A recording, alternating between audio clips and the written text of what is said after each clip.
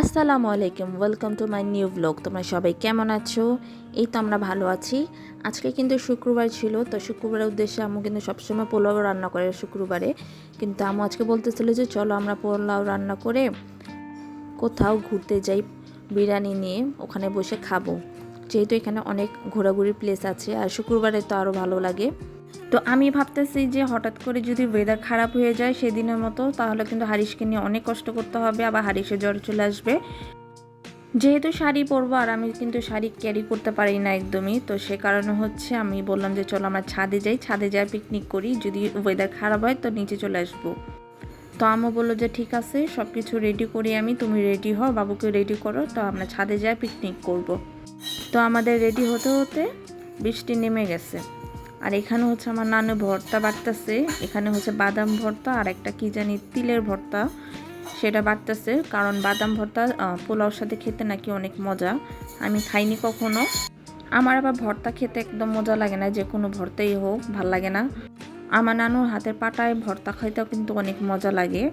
আমাদের হচ্ছে রেডি হতে হতে সব কিছু ঠিক করতে করতে হচ্ছে বিকাল হয়ে যায়। তো আমরা দুপুরে খাবার খেতে চাইছিলাম, হয়ে গেছে বিকাল। যেটার ভয়ে ছিলাম সেটাই হয়েছে, বৃষ্টি নেমে গেছে। তো বেশি বৃষ্টি নামেনি, ঝিরিঝিরি বৃষ্টি পড়তেছিল। তো তারপর আমিও মানে শিওর ছিলাম না ওখানে বসে খেতে পারবো কি না। তারপরও খাবার নিয়ে গেছে আম্মু, যে যদি সুযোগ পাই বসে খাবো। আর আসলে বৃষ্টির কারণে কিন্তু ওয়েদারটাও খুবই ভালোও লাগতেছিল, কিন্তু আমার মনও খারাপ লাগতেছিল যে আমরা হচ্ছে বসে পিকনিক করতে চাইছিলাম, হয়তো বা পারবো না। তারপর আম্মুকে বললাম যে 2-3টা না হয় ছবি তুলে দাও, ভিডিও করে দাও। আসলে আকাশটা কিন্তু দেখতে অনেক সুন্দর লাগতেছিল, যেহেতু মেঘলা ছিল আর ঝিরিঝিরি বৃষ্টি পড়তেছিল। আসলে আমার ছবি তুলতে অনেক বেশি ভালো লাগে, ভিডিও করতে ভালো লাগে যে কোনো জায়গায়। আসলে যে কোনো জায়গায় আমি যাই ঘুরতে গেলেই আমি হচ্ছে নিজের জন্য আগে বেশি করে ছবি তুলি আর ভিডিও করি। আমার ছবি তুলতে অনেক বেশি ভালো লাগে। মাশাআল্লাহ, ভিউটা দেখেন, অনেক বেশি সুন্দর লাগে ছাদের থেকে দাঁড়ালে। নিচের গাছপালাগুলো একদম বোঝা যায় আর টিপ টিপ বৃষ্টি পড়তেছিল। হয়তো বা ভিডিওতে বেশি একটা বোঝা যাচ্ছিল না, বাট বাস্তবে অনেক বেশি ভালো লাগতেছিল। ওয়েদারটা অনেক বেশি সুন্দর লাগতেছিল। আমি তো অনেক এনজয় করছি আজকের দিনটা। আসলে জীবনে যে কোনো পরিস্থিতিতেই হোক না কেন এনজয় করতে হবে, চিল থাকতে হবে, মনটাকে শান্ত রাখতে হবে। জীবনটা তো একটাই, জীবনটাকে উপভোগ করতে হবে। কে কি বলল, কারা কি বলল, তাতে আমার কোনো যায় আসে না। আমি কারো পার্সোনাল ব্যাপারে কোনোদিনও নাক গলাই না আর গলাইতে চাইও না। আমি আমার লাইফ নিয়ে অনেক হ্যাপি আছি, আলহামদুলিল্লাহ। আর এখানে হচ্ছে আমার আম্মু দেখতেছে এটা কি গাছ ছিল, গাছের নাম জানি না।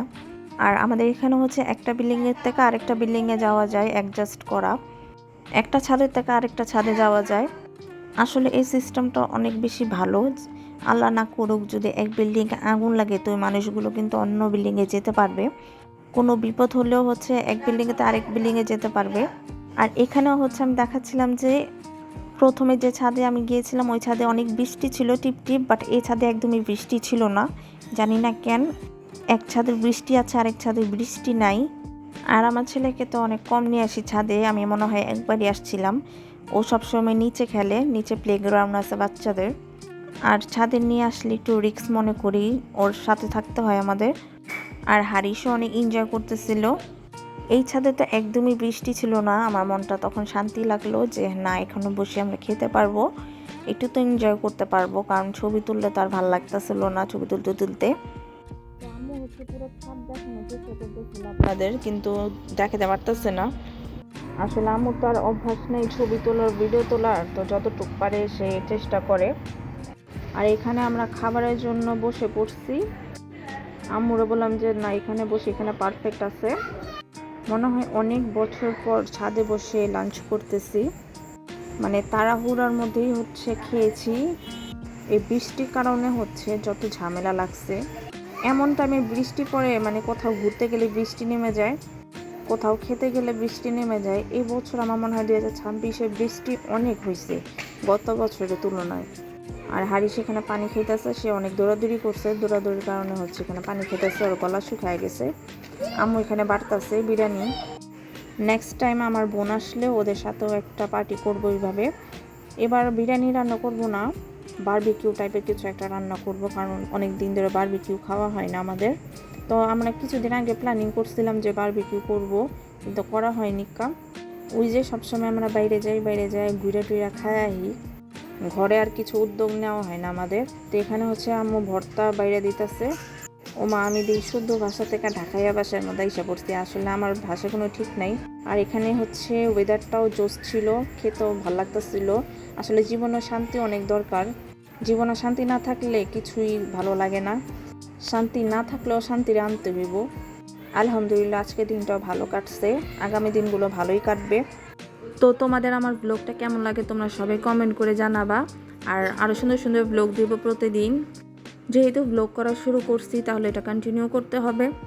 অনেক সুন্দর সুন্দর জায়গায় যাব, দেখাবো তোমাদেরকে।